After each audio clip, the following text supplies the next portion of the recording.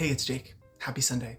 Today I want to talk briefly about something that I experienced reading Sula by Toni Morrison this week.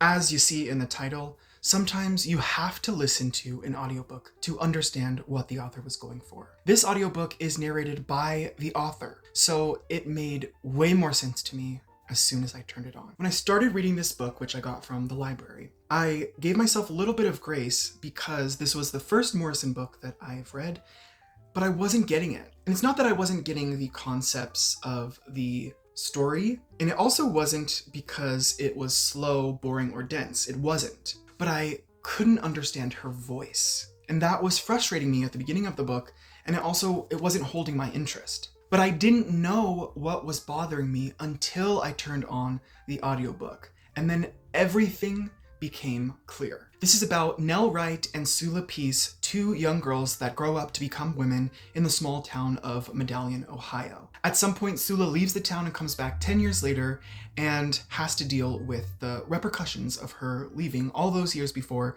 and Nell staying in their hometown. It's tragic, it's funny, heartwarming at times, and also terrifying. It's clear that Sula only cares about herself, and even then, she's unclear on exactly what she wants, all the way up until the end of her life. I read about 50 pages of this until I turned on the audiobook, which I then listened to while I read along. There were only a couple of times where I listened to the audiobook only, but I wanted to read along and highlight some notable things that I was liking, experiencing. How I highlight is not just great quotes, but also great uses of imagery or metaphor or passages that make sense for the character.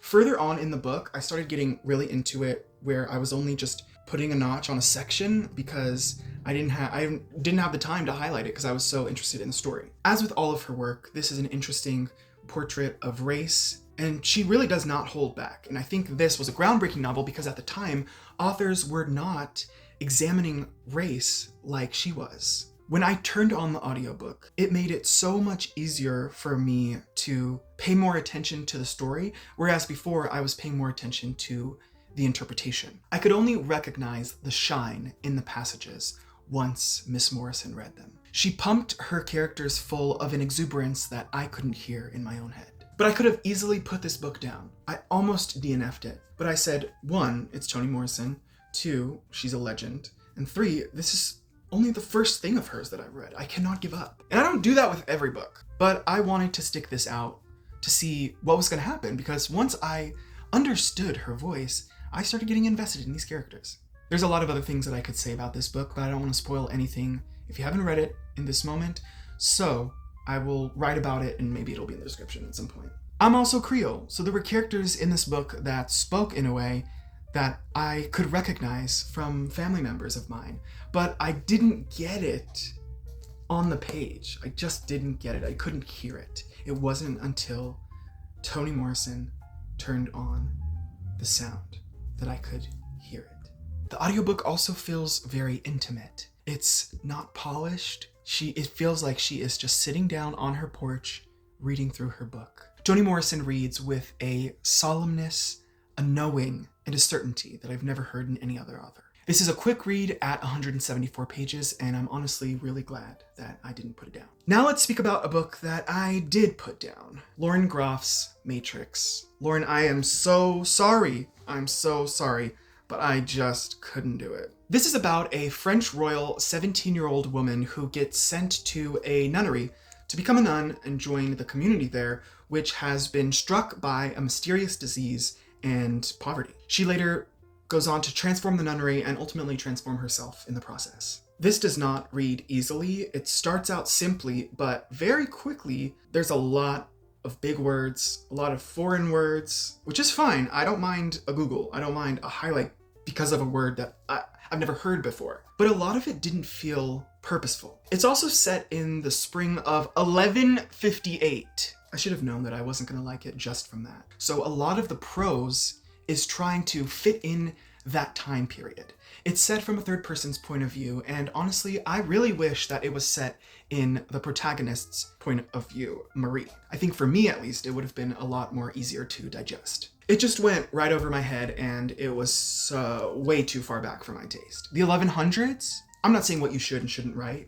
I'm the one picking this up, but I should have known that I wasn't going to be into a tale that old. I made it to around 30 pages before deciding it wasn't worth it. I love the sass of one of the higher up nuns that we meet early on, Goda. The book has minimal quotations, which is very Rooney-like, but it threw me off in a way that Rooney doesn't. And there's the added element of Marie being a lesbian, and even that couldn't keep me engaged. It just felt like a pretentious impression of prose that would fit the time. Let me read you an example. And the great surprise, a gift for delight, a cockatrice made of a boar's head, greened in a parsley bake, and a roasted peacock's body, tail feathers sewn back on, and rags in its mouth soaked in camphor and aqua vitae, set alight so the monster is breathing green fire. She was describing food. I love food. I love a mouth-watering paragraph. That did not water my mouth. No.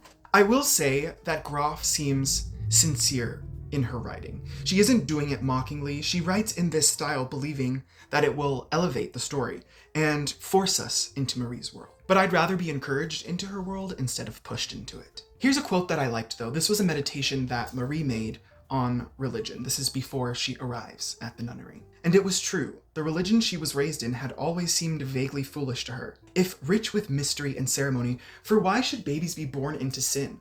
Why should they pray to the invisible forces? Why should God, lowercase, be a trinity? Why should she, who felt her greatness hot in her blood, be considered lesser because the first woman was molded from a rib and ate of fruit, and thus lost lazy Eden, capital E? It was senseless. If there were more passages that felt like that, then I think I could do it. I'm just really bummed because this came recommended by a wonderful YouTuber that I respect, but I just don't think that this is for me. And even when I looked into Fates and Furies, another great piece of her work, I don't know if I would like that one either, but I'll certainly give it a shot because there is something pulling me towards Lauren Groff.